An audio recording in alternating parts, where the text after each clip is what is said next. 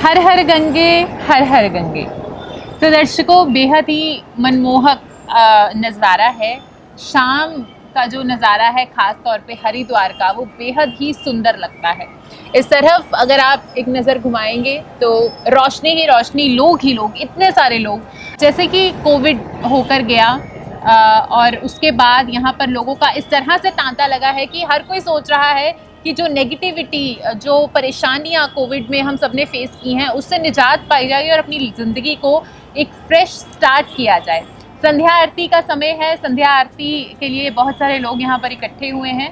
बहता हुआ पानी इतना बेहद खूबसूरत लग रहा है। काश काश हम आप सब तक अंदर के भाव हैं उनको दिखा पाते, काश गंगा जल आप तक पहुँचा पाते। लेकिन फिर भी यहाँ पर आकर उमेश जी ने आपने सभी सब्सक्राइबर्स के लिए पूजा की और उनके लिए मंगल कामना की कि सभी खुश रहें, सभी की परेशानियां हल हो जाएं। यदि आप भी अपनी ज़िंदगी में कहीं फंसे बैठे हैं, कहीं परेशान हैं, तो कुछ मत कीजिए, गाड़ी उठाइए और हरिद्वार आ जाइए, या फिर एक नंबर मिलाइए जो इस वक्त स्क्रीन पर चल रहा है, वो आपको घर बैठे बैठे हरिद्वार के दर्शन करा देंगे।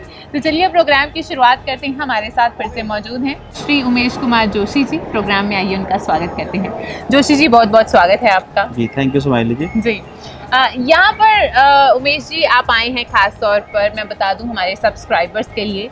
आपने सोचा कि एक ऑफिस में हम अक्सर शूट्स करते हैं, तो यहाँ पर आकर लोगों को गंगा मैया के दर्शन कराने की, और जो भी आपने इन जो श्राद्ध के दिन चल रहे हैं उनमें जो भी पूजा कराई, कर्म कांड कराए, पितृ दोष की पूजा थी, और भी बहुत सारी पूजा जो देश विदेश से लोग इनके साथ जुड़े, कैसे सूझी, किस तरह से ख्याल आया कि लोगों को यहाँ लेके चला जाए एक वर्चुअल जर्नी पर? जी बिल्कुल स्माइली जी, वेद शास्त्रों को मैं फॉलो करता हूँ जी, कि वेद शास्त्रों में जो परमात्मा ने सत्य हमको प्रमाण दिए हैं जी, उसको फॉलो करें। जी, मैंने फॉलो किया, मैंने उसका लाभ पाया। किसी को मैं रिकमेंड करता हूँ, उससे लाभ पाया। जी, तो मेरी फिलॉसफी, मेरा मानना ये है कि जिस चीज़ से मेरे को लाभ हो रहा है, हाँ, जिस चीज़ से मेरा बताया किसी को लाभ हो रहा है, तो वो आगे औरों को भी हो। तो कुंडली का 9वां घर जो होता है वो होता है भाग्य, लंबी दूरी की धार्मिक यात्रा। सबसे पहले मैं सभी को इस एपिसोड के द्वारा ये एक बहुत सिंपल वे में बताना चाहता हूँ कि आप अपनी ज़िंदगी में लंबी दूरी की धार्मिक यात्राएं अवश्य करें। जी। लंबी दूरी की यात्रा की, जैसे मान लीजिए आज हम हरिद्वार की पावन धरती पे हैं, तो हम अपनी कुंडली के 9वें घर को फॉलो कर रहे हैं। ठीक है, तो 9वां घर धार्मिक यात्रा, 9वां घर भाग्य उदय होना। तो हमने क्या कर्म किया वो बाद में, लेकिन घर से यहाँ तक पहुँचे हमारा कुंडली का 9वां घर। इसलिए दोस्तों, अपनी ज़िंदगी में साल में एक बार, साल में 2 बार, कम से कम जैसी आपकी पॉकेट अलाउ करती है, तो आप धार्मिक यात्रा अवश्य करें। चाहे वो छोटी मोटी कोई धार्मिक यात्रा हो, चाहे लंबी दूरी की कोई धार्मिक यात्रा हो, वो अवश्य करें। लंबी दूरी की धार्मिक यात्रा भाग्य उत्पन्न होना जी। और दूसरा, जो हम कर्म कांड करते हैं, कर्म कांड कैसे, जैसे हवन यज्ञ पूजा पाठ, हमने किसी को उपाय बता दिया कि सर आपने ये वाला प्रोडक्ट, जैसे कोई अनाज हो गया, फल हो गया, कुछ हो गया, ये मंदिर में आप भेंट करें, तो मंदिर में भेंट की गई चीज़ वो लगभग सभी में ही बट जाती है। जैसे हमने बोला कि आप 900 ग्राम चने की दाल मंदिर में जाके भोलेनाथ जी को चढ़ाओ, तो भोलेनाथ जी को भेंट तो कर देते हैं, लेकिन कुछ समय बाद उसमें कर्म क्या अपडेट होता है, वो जो चने की दाल है वो कहीं ना कहीं पब्लिक में ही जरूरतमंदों में बट जाती है। बड़ी बढ़िया बात है।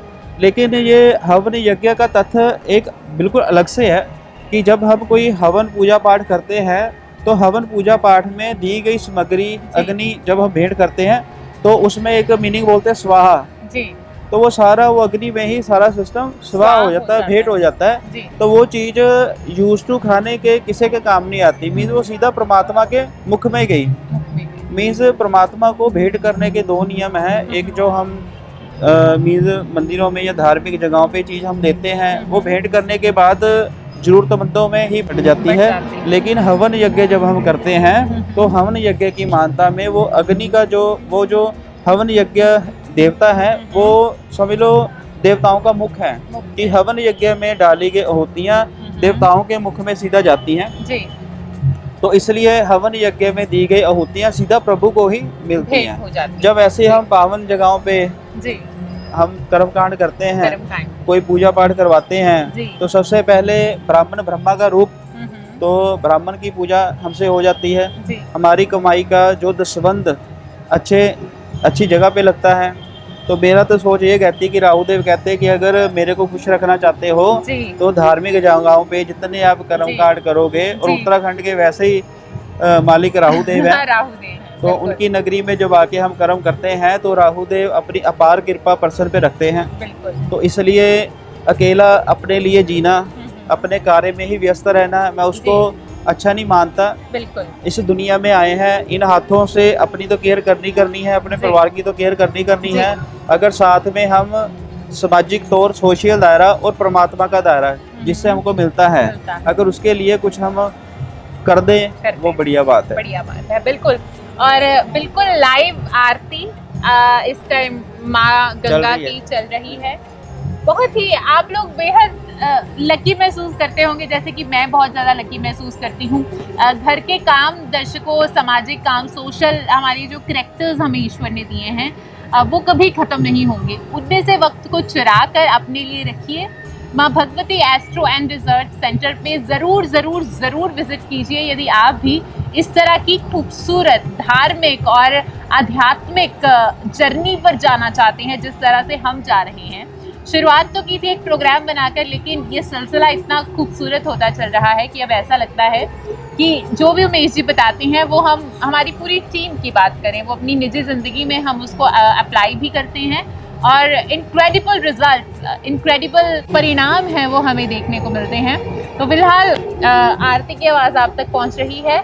जितने भी पॉजिटिव वाइब्स हैं उमेश जी हमारे दर्शकों तक पहुंचा दीजिए। बिल्कुल मैं तो खुद पॉजिटिविटी महसूस कर रहा हूँ। वो एनर्जी, वो मंत्रों की जो तरंगे हैं वो पूरी महसूस हो रही हैं। तो आप भी अपनी जिंदगी के वो जो कीमती समय से थोड़ा सा और कीमती वक्त निकाल लें, धार्मिक यात्राओं पे यात्रा करें।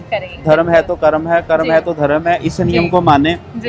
तो अपनी कमाई का दसबंध अच्छे स्थानों पे, अच्छे कार्यों पे लगाएं। तो कुदरत को दी हुई चीज दोबारा फिर हमको कितने गुना ज्यादा वापस जिंदगी में सुख भोगने के लिए मिलती ही मिलती है। बिल्कुल। और एक बात मैं जरूर कहना चाहूंगी, जिस तरह से मैं भी कहती थी कि मैं अक्सर ये बोलती थी कि मुझसे माँ गंगा नाराज हैं या ईश्वर नाराज हैं कि मुझे अपने द्वार पर बुलाते नहीं। यदि आप भी ऐसा सेम महसूस करते हैं, आप सोचते बहुत हैं, प्लान्स करते हैं, लेकिन वो प्लान्स सक्सेसफुल नहीं हो पाते धर्म की यात्रा करने के, तो ज़रूर आपके भाग्य में, भाग्य के घर में, कुंडली में दोष है, उसको सही करवाएं ताकि आप भी ईश्वर और भगवान की बनाई हुई इन खूबसूरत धार्मिक जगहों का आनंद ले सकें। उसके लिए आपको क्या करना है, हमारे जो YouTube चैनल है उस पर जाकर आप हमें मैसेज छोड़ सकते हैं अपने नंबर के साथ, अपने नाम और डेट ऑफ बर्थ के साथ। हम आपको डेफिनेटली रिवर्ट बैक करेंगे एज सून एज पॉसिबल। और यदि आप हमें डायरेक्ट संपर्क करना चाहते हैं तो नीचे हमारे नंबर्स लगातार स्क्रॉल हो रहे हैं, तो जल्दी से फ़ोन उठाइए और हमें कॉल कीजिए। माँ Bhagwati astro and research centre 24/7 आपकी सर्विसेज के लिए हाजिर है। तो फिलहाल लेते हैं आपसे इजाज़त। हरिद्वार सीरीज़ का ये जो सिलसिला है वो इसी तरह से चलता रहेगा। सारी यात्रा आपके साथ, हमारे दर्शकों के साथ ज़रूर शेयर करेंगे। फिलहाल उमेश जी और मैं आपसे इजाज़त लेते हैं। क्यों उमेश जी? आपकी एक बात काटना चाहूँगा। आपने बोला अभी कि गंगा मैया मेरे से नाराज नहीं है। उन्होंने एक ड्यूटी लगाई थी आपके लिए कि इतने जानों को सही रास्ता दिखा के फिर मैं आपको दर्शन दूंगी। तो वो जिम्मेवारी निभा के आप यहाँ पे आए हैं। बिल्कुल। और श्राद्धों के दिनों में आए हैं, ये बढ़िया बात है। बढ़िया बात है, बिल्कुल। आप सभी का दुआएं और आप सभी का जो गुड लक है वो मेरे साथ है, तभी मैं यहाँ पर पहुँच पाई हूँ। तो आप सभी का बहुत बहुत बहुत तहे दिल से धन्यवाद हमें इतना प्यार देने के लिए। हमारे हरिद्वार सीरीज़ को आप बहुत सारे लाइक्स कीजिए, शेयर कीजिए अपने दोस्तों और वो सब लोग जिनको उमेश जी की बेहद ज़रूरत है उन तक पहुँचाइए। फिलहाल लेते हैं आपसे इजाज़त, बहुत जल्द मुलाकात होगी। जय माँ गंगा। जय माँ गंगा। हर हर गंगे।